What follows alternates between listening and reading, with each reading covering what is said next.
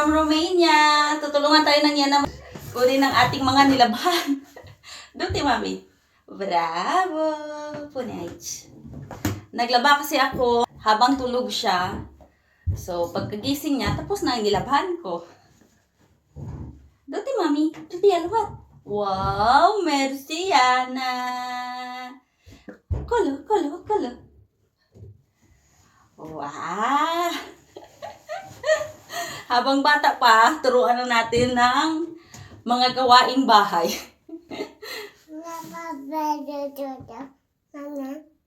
Bravo! Cheese fune. Liit pa yung aming kwan. Oh, labador. Da, mami. Yung labador namin kasi na malaki, nilagyan namin ng kanyang laruan doon sa may another toilet. Sa liguan ba niya? Nuwari ni Mick? Heidi. Ingkid, terok? Nuwari ni Mick? Are? Da, bravo. Ingkid, mami, ingkid. Laho siya. Wow, merci!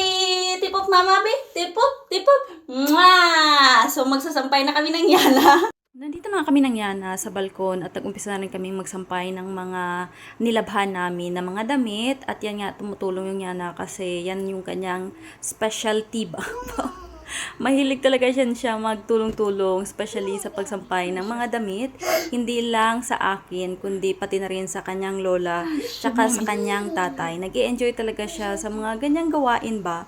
At dahil nga tapos na kami, of course, dinala na ng Yana yung labador dyan sa loob. After nga kunin ng Yana yung palanggana, nilagay niya muna dito sa my bed habang hinihintay niya ako na makapasok sa loob. Then after that, kinuha niya naman at ibabalik niya doon sa my toilet kung saan namin kinuha. Ganyan talaga yung Yana kapag may ginagawa ako, palagi yang tumutulong kasi palagi niya ako nakikita ba. Kaya alam niya na talaga kung saan ibabalik, tapos bubuksan niya ulit yung washing machine. Akala niya meron pa kaming isasampay.